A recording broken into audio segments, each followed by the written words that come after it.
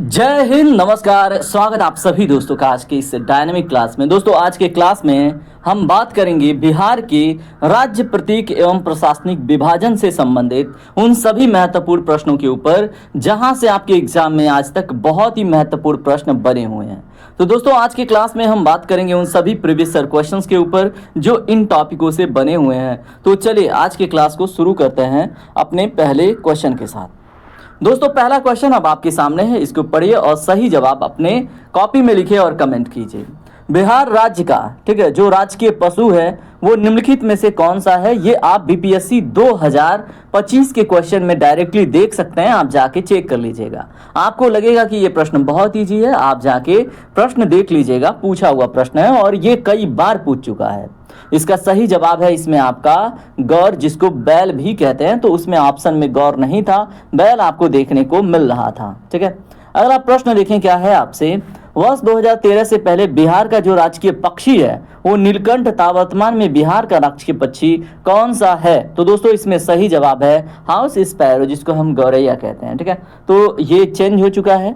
चलिए अगला प्रश्न देखें क्या है आपसे। अगला प्रश्न है दोस्तों, बिहार के राजकीय वृक्ष जिसका मतलब बहुत ही प्रसिद्धि है पूरे विश्व में, ठीक है, वो क्या है? उसका नाम क्या है? तो दोस्तों पीपल है और इसको हम सिक्रेट फिग भी कहते हैं। और ये पीपल क्यों है, ये इसके पीछे का इतिहास आपको भी पता है। आप बताएंगे किन से जुड़ा है ये। बिहार का राजकीय पुष्प जिसको स्टेट फ्लावर आप बिहार कहते हैं निम्नलिखित में से कौन सा है? तो दोस्तों गेंदा फूल, मैरीगोल्ड, है ना। तो दोस्तों इसकी खुशबू भी बहुत अच्छी है और बहुत ही आसानी से उगाया जा सकता है। दोस्तों क्वेश्चन नंबर 5 है आपसे, बिहार की राजकीय मछली के रूप में किस प्रजाति को घोषित किया गया है? इसमें राइट आंसर है देसी मांगुर, है ना। तो याद रखेंगे, आप मुझे कमेंट में बताएंगे उत्तर प्रदेश की राजकीय मछली क्या है। और देखिए नेशनल एक्वेटिक एनिमल में और स्टेट एक्वेटिक एनिमल में गंगा की डॉल्फिन आती हैं, लेकिन इनको आप राजकीय मछली से जोड़ के नहीं देखेंगे। ठीक है, तो आपको मैं बता दूं नेशनल एक्वेटिक एनिमल डॉल्फिन है गंगा की, और जो स्टेट जो एक्वेटिक एनिमल है उत्तर प्रदेश की वो भी गंगा की डॉल्फिन है। लेकिन मछली मत याद रखिएगा कि मछली गंगा की डॉल्फिन है। आप मुझे कमेंट में बताएंगे कौन सी मछली है।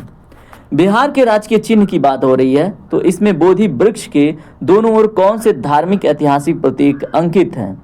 तो दोस्तों इसका सही जवाब क्या होगा?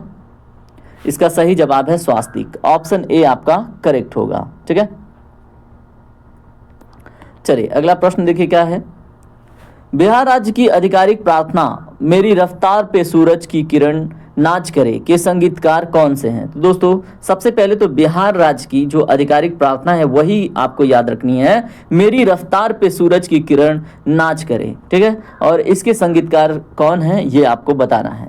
तो दोस्तों राइट आंसर है हरिप्रसाद चौरसिया और शिव कुमार शर्मा जी हैं। ठीक है, तो हरिप्रसाद चौरसिया और शिव कुमार शर्मा जी को याद रखिएगा। बिहार राज्य में, ठीक है, या बिहार राज्य गीत जो मेरे भारत के कंठहार तुझको सत सत वंदन विहार को किस वर्ष आधिकारिक रूप से अपनाया गया? तो बिहार राज्य गीत है ये। इसका सही जवाब क्या होगा? सही जवाब है दोस्तों इसमें ऑप्शन ए 2012 में। कब? 2012 में। तो बिहार राज्य गीत को आधिकारिक रूप से मार्च 2012 में राज्य सरकार द्वारा अंगीकार किया गया था। नाम क्या है? तुझको सत सत वंदन बिहार, और इसकी पहली लाइन है मेरे भारत के कंठहार। अब देखिए मैंने उल्टा पढ़ा है, आपको याद रहेगा। अगला प्रश्न क्या है आप इसको पढ़ें। बिहार राज्य गीत मेरे भारत के कंठहार के गीतकार निम्नलिखित में से कौन हैं? तो दोस्तों आपको ये भी जानकारी होनी चाहिए। राइट आंसर है सत्यनारायण जी। ठीक है, तो दोस्तों क्वेश्चन नंबर 10 देखिए आपसे है, बिहार प्रशासनिक व्यवस्था को सुचारू रूप से चलाने के लिए राज्य को कुल कितने प्रमंडलों या डिविजन्स में विभाजित किया गया? इसका सही जवाब है आपका 9 प्रमंडल। ठीक है, ऑप्शन सी आपका करेक्ट होगा। कौन कौन से होंगे मैं क्विकली रिवाइज करा दूं।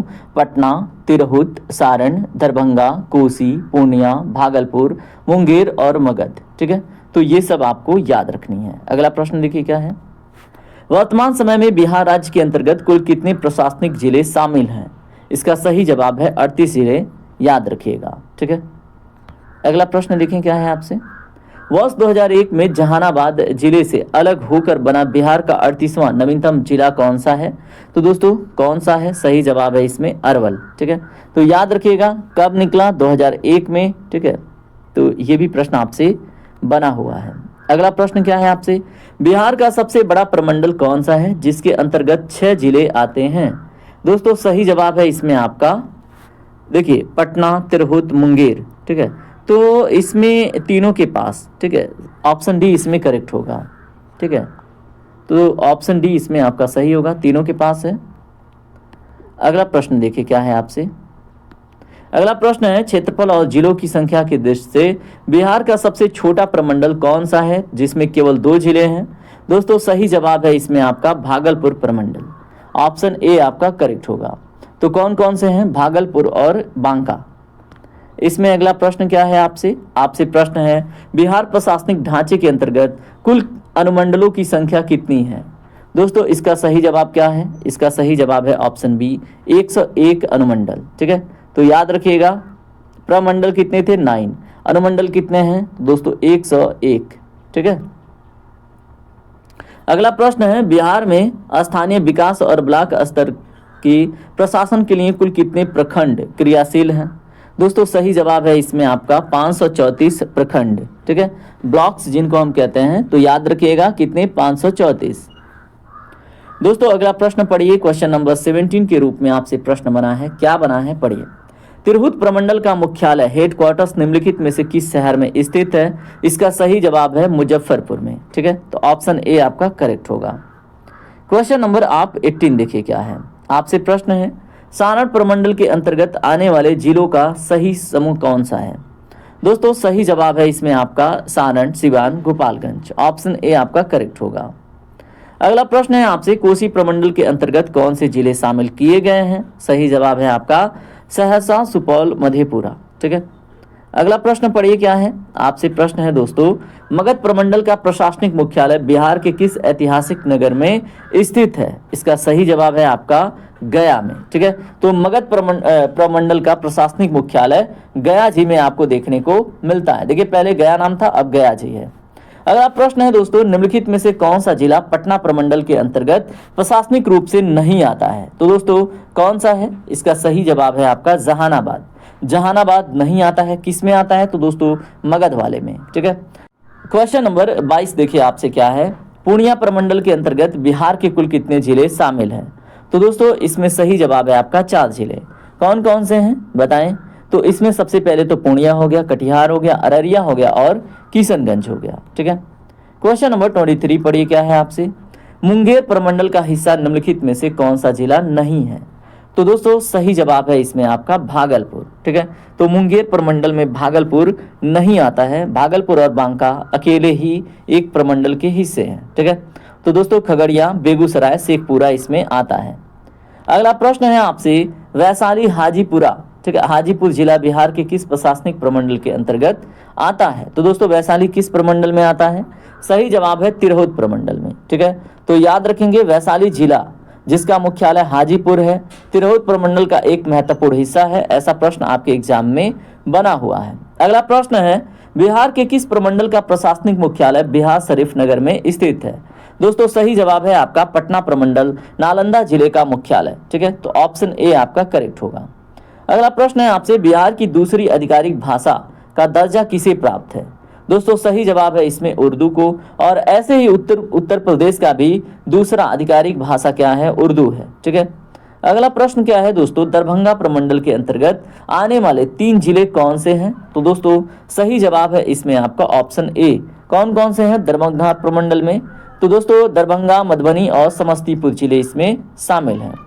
क्वेश्चन नंबर 28 देखिए क्या है आपसे, बिहार राज्य का राजकीय मेधा दिवस प्रतिवर्ष 3 दिसंबर को किसके जन्म दिवस पर मनाया जाता है?